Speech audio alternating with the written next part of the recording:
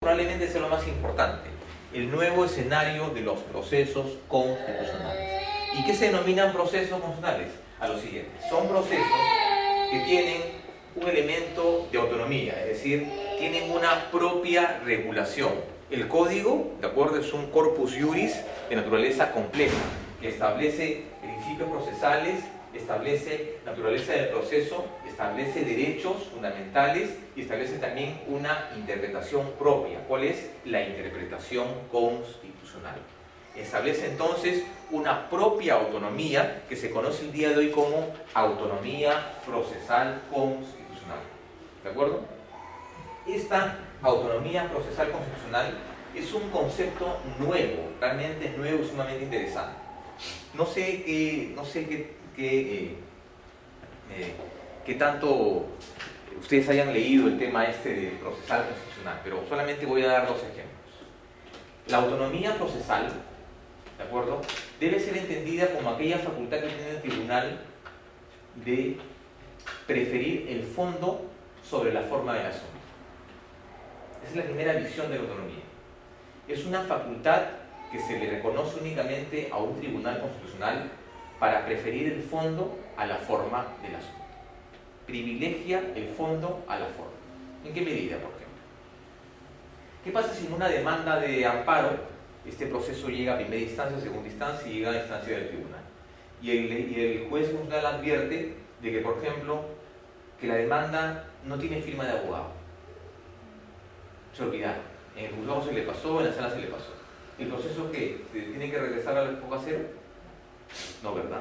Hay un proceso de facilitación, de adecuación, de favorecimiento al proceso. Entonces el tribunal dice, bueno, en este caso prefiero el fondo sobre la forma, a pesar de que la ley le dice otra cosa. ¿Por qué? Hay otro artículo en el Código Procesal que decía que no es posible el planteamiento de un proceso constitucional frente a otro proceso constitucional. Sin embargo, en algunos supuestos se permite el amparo frente al amparo, por ejemplo. Se permite el habeas corpus contra el habeas corpus, por ejemplo. Otro dato. En materia del proceso constitucional, por ejemplo, no es posible que el demandante plantee este recurso de agravio, es decir, la apelación a la instancia constitucional. No es posible. Sin embargo, el tribunal, en un precedente vinculante, establece esa posibilidad, que en algunos casos, cuando hay una situación de indefensión, casos extraordinarios, el demandante pueda plantear el recurso extraordinario ante el Tribunal Constitucional, por ejemplo. ¿Qué cosa ha hecho el tribunal en esos tres casos? Ha privilegiado el fondo sobre la forma. ¿De acuerdo? Eso es autonomía procesal constitucional. Ahora, voy a ir un poco más allá, porque ese tema me parece interesante porque nos permite explicar también los denominados precedentes vinculantes. Un segundo. Profesor, dijo que había un proceso de facilitación. ¿Cómo es que no? De facilitación y de favorecimiento.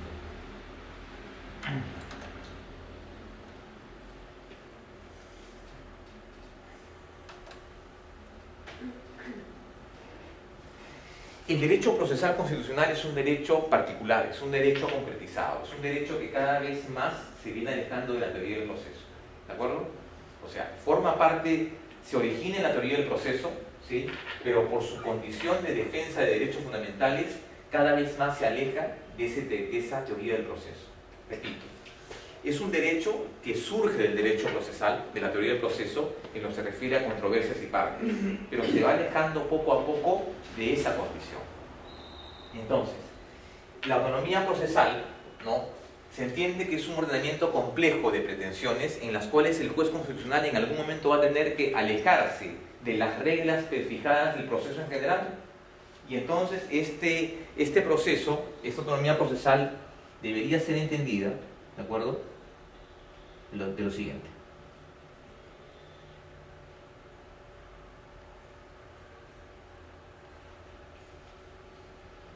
Bien. El tribunal ha fijado en esto lo siguiente.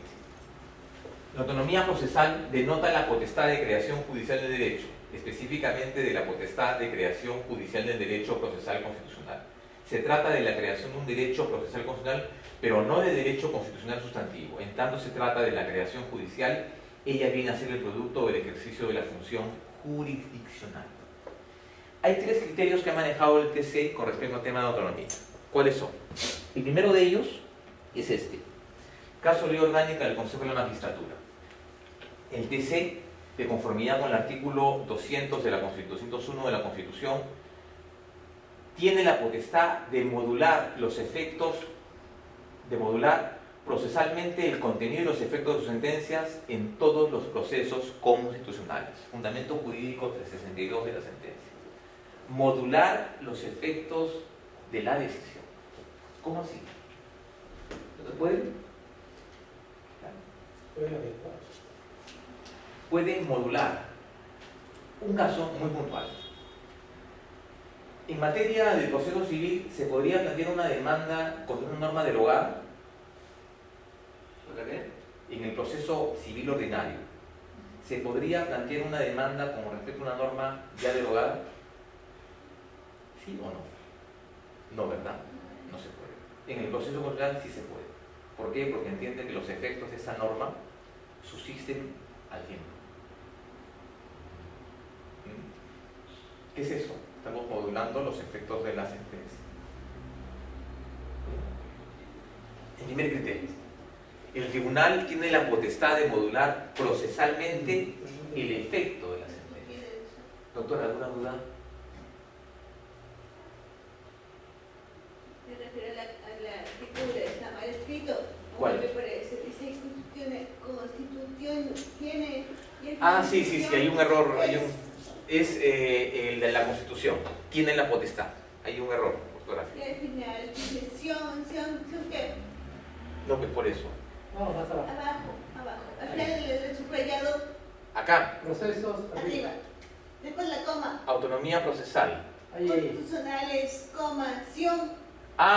Los procesos legales. En general, es obvio, ¿no? Es un error. Ción, ¿qué es? No hay nada. Por eso, en los procesos constitucionales. Esto acá obvio, por favor. ¿Sí? Un error tipográfico. ¿De acuerdo? Es algo que se permite únicamente en el proceso constitucional. En otros procesos no se permite hacer eso. ¿De acuerdo? Un concepto de autonomía procesal. El primer concepto. El segundo concepto de autonomía procesal está contenido en un precedente vinculante, Manuel Anicán Hernández. El tribunal, conforme al principio de autonomía, dentro del marco normativo de las reglas procesales, goza de un margen razonable de flexibilidad en su aplicación, de manera que toda formalidad resulta finalmente supeditada a la finalidad de los procesos constitucionales. Toda formalidad toda la finalidad del proceso queda supeditada a lo que es la forma del proceso. ¿De acuerdo? Cualquier tratamiento del tribunal en el ámbito procesal está supeditado ¿a qué? A garantizar la finalidad del proceso. ¿Y cuál es? Garantizar la plena vigencia de la Constitución y la vigencia de los derechos fundamentales. El precedente. Así es, un precedente vinculante. Anicán Hernández. Después de tener otro precedente, el 206, 2005, después. Claro que sí, hay 39 precedentes, doctor. Ese es el segundo concepto del precedente de autonomía procesal. El gozar de un margen razonable de flexibilidad en su aplicación, de manera que toda formalidad resulta finalmente supeditada a la finalidad del proceso. Artículo... ¿Cuándo se establece que son ¿Cómo se establecen los precedentes vinculantes? Procesalmente hablando, se establecen con la dación de una sentencia, una sentencia que tenga condiciones. ¿Cuáles son? Cosa juzgada, que tenga un carácter, que en la sentencia establezca el carácter normativo de la misma. Y tercero, que precise en determinada parte de la misma que es un precedente vinculante. O sea, pero que se establece en la misma resolución. Así es, en la misma resolución, que es un precedente vinculante. Claro, pero ¿cuál es el criterio del tribunal para establecer que esta sentencia va a ser precedente vinculante y esta Es a criterio del propio tribunal. Claro. potestativo? Potestativo, pero las funciones para fijar un precedente son varias. Cuando los operadores de justicia ordinaria no vienen aplicando el criterio jurisprudencial correcto, cuando hay un vacío normativo o cuando es necesario que el tribunal exponga el poder del TC para resolver un conflicto. 3 situaciones, 3 condiciones, ¿sí? Segundo punto. Tercer punto es este de acá. Solamente vamos a ver un caso de autonomía procesal. Un caso. La verdad, hay muchos casos. Les voy a dejar esta presentación, pero solamente quiero señalar un caso. Ustedes coinciden conmigo que el proceso de amparo es un proceso interpartes, ¿no? ¿Estamos de acuerdo? Los efectos de la sentencia son para las partes demandante y demandado, y el juez se encarga de vincular esta decisión. ¿Estamos de acuerdo? Sin embargo, acá vemos un claro ejemplo de autonomía procesal. Se introdujo el instituto procesal del estado de cosas constitucionales y consideró que el título bajo el cual se utilizaba tal incorporación era su titularidad de la competencia, pero a tal efecto afirmó en tal sentido, dado que ese tribunal es competente para fijar reglas procesales que mejor protejan a los derechos fundamentales, como se aprecia. El tribunal no invoca ningún principio al cual conforme se le atribuye la potestad de creación de normas. Es competente para fijar reglas procesales que mejor protejan el principio y los derechos constitucionales. En el caso del niño Santiago en especial ocurrió una cosa muy particular. ¿Qué pasó? Se presentaron en un concurso del CNM 20 personas. ¿Sí? De ese concurso pasaron entrevista y pasaron la evaluación curricular. De las 20 personas quedaron 10 postulantes aptos para entrevista personal. Llegaron a la entrevista y una de ellas consideró que la calificación que le habían dado por parte de los consejeros era arbitraria, subjetiva. Entonces esta persona pidió vía un proceso de alias data que se le brinden la filmación y la calificación que le había sido objeto por parte de los consejeros del CNM. El CNM dijo es un tema privado, reservado, y en todo caso tendría que solicitarlo por acceso a información pública y no por alias data. Bueno, y el tribunal entonces cuando conoce el caso dice perfecto, me parece la pedido de la señora atendible, porque no es un tema secreto, ni reservado ni privado, y aparte toda información es pública. Bueno, y el tribunal entonces, conforme a lo que correspondía en el proceso, dijo fundada la demanda y en todo caso que el consejo entregue las copias y la filmación. Pero además dijo otra cosa. Igual la disposición del tribunal se aplica a todas aquellas personas que han participado del proceso. O sea, de las 10 que quedaron, que se reconoce el mismo derecho. ¿Qué significa eso? Hemos cambiado el efecto interpartes a erga omnes. ¿Y por qué? La norma te dice que siempre la sentencia de amparo, cumplimiento de data y había corpus es interpartes. Pero en el caso en concreto el tribunal dijo, debe aplicarse a todos. Cambió el criterio, interpartes, erga omnes. Eso es autonomía procesal. Eso es el concepto de autonomía procesal. Por eso se dice que el proceso constitucional es autónomo. Fija sus propias reglas, fija sus propios mecanismos, fija su propia interpretación. Me voy a quedar ahí, a pesar de que hay muchos casos interesantes en esa sentencia, ¿de acuerdo? Pero me voy a quedar por el momento ahí.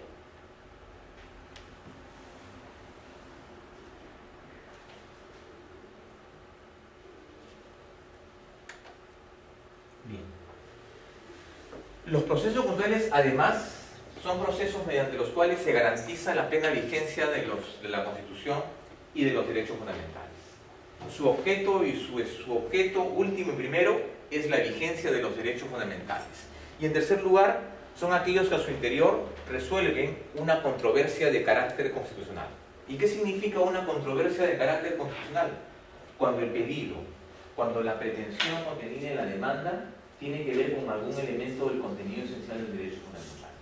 Es decir, haga mención directa o indirecta, implícita o explícitamente con un contenido de la Constitución. Eso es lo que se llama el contenido esencial del derecho fundamental. Ahora, no necesariamente la demanda va a estar clara, pues si dirá, señor, el derecho fundamental es este. No siempre la demanda se expresará en términos de un derecho fundamental reconocido. ¿Qué pasa, por ejemplo, un caso? A ver, hace muchos años, una ex congresista, la congresista Elena Tausen, no sé si se acuerdan de ella, planteó un pedido de cumplimiento ante el Congreso, un pedido de cumplimiento para que el Estado peruano reconociese el pago por error judicial en los procesos de terrorismo seguidos por el Estado. El juez, de manera muy deficiente, calificó la demanda como improcedente, considerando que el error judicial y la indemnización por ese error judicial no era un derecho fundamental reconocido en la Constitución. Y por lo tanto el proceso no procedió. ¿Qué hizo el tribunal en esa oportunidad? Reconoció que el error judicial formaba parte del plexo de debido proceso, y así lo había reconocido la Corte Interamericana de San José, Costa Rica, en varias sentencias. Y además también lo había reconocido como un derecho fundamental, el que una persona pueda ser indemnizada por un error judicial. ¿Qué cosa hizo el tribunal? Estableció de manera implícita y directa que el pedido de la señora Tausen era fundado. ¿Por qué? Porque ese derecho formaba parte del derecho fundamental. ¿Estaba claro? No estaba claro. No estaba claro. El juez tenía que hacer la labor de interpretación. O por ejemplo, hay muchas demandas en el tribunal que se han planteado por la violación de lo que se llama el plazo razonable, ¿no? Es decir, que el proceso ha transcurrido 5 o 6 años y no hay una sentencia de primer grado, por lo tanto debería proceder a su excarcelación del procesado. Claro, el plazo razonable no está ni remotamente en la Constitución, ¿no es así? Pero el plazo razonable forma parte del artículo 3 de la Constitución. Derechos no enumerados, derechos implícitos. A eso se refiere. Aquellos que a su interior resuelvan controversias de carácter constitucional. ¿De acuerdo? ¿Cuáles son las principales innovaciones del Código? ¿Qué es lo que aporta el Código en su contenido legislativo? Establecimiento de un título preliminar, número 1. Y ustedes ya conocen los procesos que fijan ahí el Código Procesal, entre otros. Celeridad, economía, inmediación. ¿Cuál es el otro? Iura non incuria, dispositivo y demás procesos. Sin embargo, el Código establece de que estos procesos deberían ser interpretados conforme a la finalidad del proceso constitucional. Por ejemplo, un principio elemental del proceso civil: gratuidad. La gratuidad es un principio del proceso civil, ¿no?, que garantiza que una exoneración a una de las partes para que pueda continuar el proceso. El juez ordena que una parte quede exonerada. ¿El principio de gratuidad debería ser entendido así por el Código Procesal Constitucional? No. ¿Por qué? Porque el proceso es gratuito. ¿A qué se refiere o qué entiende el principio de gratuidad en el caso del Código Procesal Constitucional? Que el juez debe tender a la igualdad de armas en el proceso. Demandante y demandado deberían tener las mismas posibilidades. En este caso, el demandante debería tener mayores posibilidades que el demandado. ¿Sí? El elemento de acceso, el elemento de garantizar una adecuada tutela de derechos fundamentales. No es únicamente que exonere los gastos, porque el amparo es gratuito, sino que facilite el acceso al órgano judicial. ¿Sí? Eso es. El otro principio... Las tasas son más altas. ¿Perdón? Las tasas son altísimas. En el tema de amparo, No, en el amparo no hay. en el tema de amparo no existen tasas, es gratuito. En el tema de derechos civiles. Claro, ahí sí se aplica pues la gratuidad en términos de exoneración de pagos, pero en el caso de amparo no. El otro, de la negociación de procesos ya hemos visto. Finalidad de los procesos: debe primar la supremacía constitucional. Interpretación extensiva: la sentencia del 002-2010 que hemos hecho referencia. Precedente vinculante: cuando se lo explicite la sentencia. Vamos a ver una presentación exclusivamente para el tema del precedente. La tutela procesal efectiva como causal de proceso irregular incluye un supuesto más. El Código Procesal señala: las causales para la procedencia del amparo y del habeas corpus es una resolución judicial emitida en contravención de un debido proceso, pero además incluye la tutela procesal efectiva como un supuesto. No es únicamente el debido proceso, incluye además la tutela procesal efectiva, es decir, aquella situación jurídica enunciativa que reconoce los derechos de los administrados, y no únicamente el debido proceso como un derecho fundamental. Amplía los supuestos en el caso de las resoluciones judiciales. La residualidad en el amparo, ya hemos visto el contenido esencial, por ejemplo. Bien, eso es entre otras innovaciones que plantea el Código. La ausencia de etapa probatoria. El amparo, el Código ya definitivamente zanja esa discusión. Claro, El código no dice que no se permiten medios probatorios. ¿Por qué? Porque las partes requieren de un medio de probanza para acreditar los hechos en el proceso. Sin embargo, el código establece que en los procesos constitucionales no hay estación probatoria. No hay estación probatoria. ¿Qué significa? No se ha habilitado una instancia, una estación probatoria en el ámbito del proceso de amparo. Simplemente se admiten las pruebas plenas. ¿A qué se llama prueba plena? Aquella prueba que no requiere actuación. Aquella prueba que es prueba plena. Su propia presentación genera el derecho fundamental. ¿Sí? Ausencia de estación probatoria. No hay estación probatoria. Plazo de prescripción. Ahora se llama plazo de prescripción y no caducidad. Ojo. Y también establece esto, la sustracción de la materia por nuevos supuestos. Ahí se incluye, por ejemplo, los supuestos en el caso de habeas corpus. Hasta antes de la vigencia del código, cuando un ciudadano planteaba un habeas corpus por detención arbitraria, por ejemplo, el juez tenía que hacer constituirse dentro del plazo de 3 días a la comisaría para determinar in situ que efectivamente había una vulneración del derecho. Y muchas veces el comisario, de manera muy mañosa, decía, pero ya el señor ya salió. ¿Cuándo ha salido? Ha salido hace 2 horas.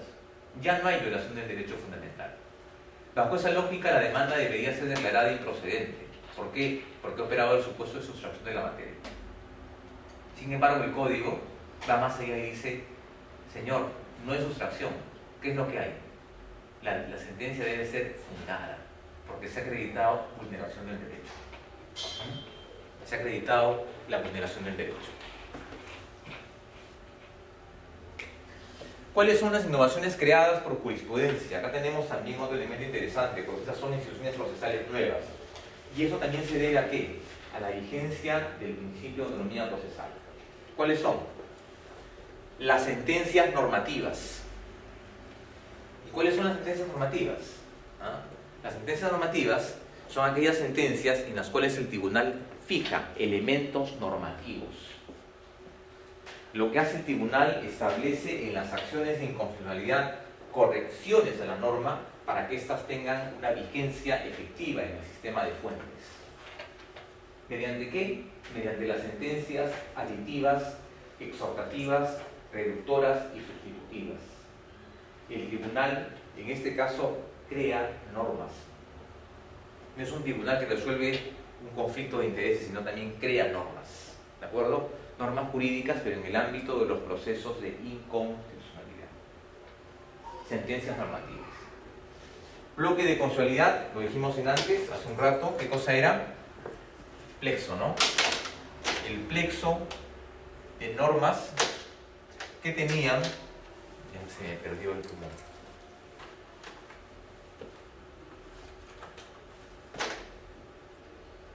Plexo de normas, ¿se acuerdan? Leyes orgánicas, tratados de DDH, ¿de acuerdo o no?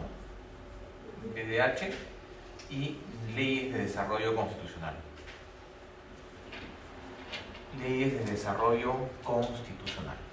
Estas son las normas del bloque de la Constitución. Siguiente, el estado de cosas constitucionales. ¿Cuáles eran? ¿Qué es el estado de cosas constitucionales? Un caso de jurisprudencia. Porque acá, señores, básicamente se maneja jurisprudencia. A este nivel de la disciplina manejamos principalmente jurisprudencia.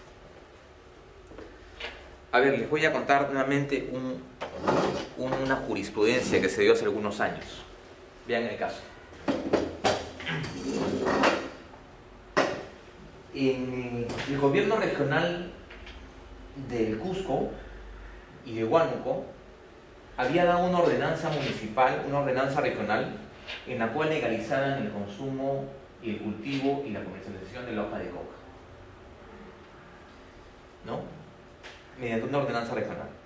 Bueno, el Estado peruano, el Ejecutivo, planteó una demanda de inconstitucionalidad al respecto, señalando que era una labor que no le competía al gobierno regional, sino una labor que le competía más bien al gobierno central. ¿Estamos de acuerdo o no? La demanda se declaró fundada por parte a favor del Estado, del Ejecutivo, y por tanto la norma fue expulsada al día siguiente del ordenamiento. Bueno, y ahí quedó la cosa. 4 años después, el presidente regional de Puno planteó los mismos hechos. Elabora una ordenanza regional en el cual va más allá y dice que el cultivo de coca es legalizado en su departamento, en su provincia, en su región. Pregunto, la declaración de un proceso de inconstitucionalidad traería como consecuencia inmediata, automática y única que la norma sea expulsada, ¿no? ¿Estamos de acuerdo? Pero no establece ningún mandato obligatorio del funcionario público. ¿Sí? No establece ningún mandato de obligación por parte del funcionario público. El tribunal entonces en esa oportunidad dijo, señor, el mismo caso fue planteado hace 4 años y las sentencias de inconstitucionalidad que ciertamente traen como consecuencia primera que la norma sea expulsada involucra un estado de cosas en el que usted como funcionario público debería advertir y observar. Eso se llama el estado de cosas constitucionales. Es decir, el efecto de una decisión de inconstitucionalidad que tiene efectos también privados entre particulares. No tiene efectos generales, sino efectos de los particulares. El presidente regional podría decir, señor, pero eso es una acción de inconstitucionalidad, tiene efecto erga omnes, pero el efecto erga omnes no me aplica para mí, porque el efecto erga omnes es que la norma sea expulsada. Perfecto, pero eso es una norma. Sí, pues, pero tu actuación como funcionario público debe someterse a lo que establece el Estado, ¿no? Y al principio de legalidad y a la jurisprudencia del tribunal. Si hay una sentencia anterior y la sentencia anterior dice tal cosa, lo menos que puede hacer como autoridad es respetar ese criterio. ¿No es así? Eso se llama estado de cosas constitucionales. Los nuevos derechos nacidos por la jurisprudencia. ¿Cuáles son estos derechos nacidos por la jurisprudencia? ¿Cuáles son? Los derechos nacidos por la jurisprudencia son los siguientes. Tome nota, por favor. Primer derecho, derecho de objeción de conciencia. Expediente 859-2005 PATC, Lucio Valentín Rosado Adanaque. Lucio Valentín Rosado Adanaque, derecho de objeción de conciencia. Es el derecho fundamental que garantiza que un individuo tenga es un impedimento ético-jurídico de acción o de abstención. ¿De acuerdo? Una acción, una abstención. Y el caso es muy simple, les voy a contar. Era un pastor evangélico, era un médico de cuello y cabeza que laboraba en el hospital de Mansour Aguinaga Asenjo, en Trujillo, y que un buen día él trabajaba lunes, miércoles y viernes en el área de emergencia. Pero un buen día, después de 10 años de laborar en ese horario, cambia la dirección del hospital y el nuevo director dice, bueno, tú trabajabas lunes, miércoles y viernes, ahora vamos a trabajar martes, jueves y sábado. Y el médico dice, la verdad, doctor, no puedo. ¿Y por qué? Porque yo los días sábados, yo congrego con mis ovejas, yo soy pastor evangélico. Y entonces, el señor planteó su demanda y al final la ganó por parte del tribunal. Respetó su derecho a objeción de conciencia. Él no iba a trabajar el día sábado porque consideraba que era un día de guardar. Eso es objeción de conciencia. O otro caso es jurisprudencia de derecho comparado, por ejemplo. Padres que impiden que su hijo sea objeto de una transfusión de sangre, porque consideran que violan su identidad religiosa. Eso tiene un nombre, se llama objeción de conciencia. ¿Sí? ¿Cuál es el otro derecho? El derecho a la verdad. Expediente Villegas Nanuche. El derecho a la verdad. Es el derecho Villegas Nanuche. Nanuche. Número. El número sí no lo tengo. Pero le ponen ahí Villegas Nanuche en la jurisprudencia. Villegas Nanuche. Villegas Nanuche. Eso está en el tribunal, la jurisprudencia del tribunal. Así es. Así es. No se preocupen, que todas las sentencias que hemos hecho referencia se las voy a enviar a la dirección académica para que se ¿Es les del TC o de la Corte Interamericana? Es el Tribunal Constitucional. Por favor, no se preocupen. Todos los expedientes a los que hemos hecho referencia se los voy a mandar a la dirección académica para que los tengan. ¿Sí? ¿Y has sido positivos? También los he dejado acá y la he mandado al correo y vean ustedes, sin perjuicio de ello, como son ustedes pocos, les voy a dejar después un correo para que me escriban, yo se los envío. ¿Ya? Los tengo más en el USB, no sé si permitirán copiar acá, no sé, eso es un tema ya interno. Pero en todo caso me comprometo, si es que la institución no se los da, fácilmente yo me siento un día en la noche y con los correos de ustedes y se los envío. Bien, con la sentencia del caso. ¿Cuál es el otro derecho? Nacido por... Sí. No nos explicó cuál era A el Miguel derecho. Anuche. Si Miguel Anuche era un señor que su hermano había sido desaparecido en época de terrorismo en Ayacucho y pidió información al Estado, a la policía, al Poder Judicial, al Ministerio Público y nunca le dieron información. Es el derecho de diligenciar información pública. Villegas Anuche. Expediente Villegas Anuche, derecho a la verdad. ¿Puede, por favor? ¿Cómo no? ¿Cómo es el caso? Un señor, Villegas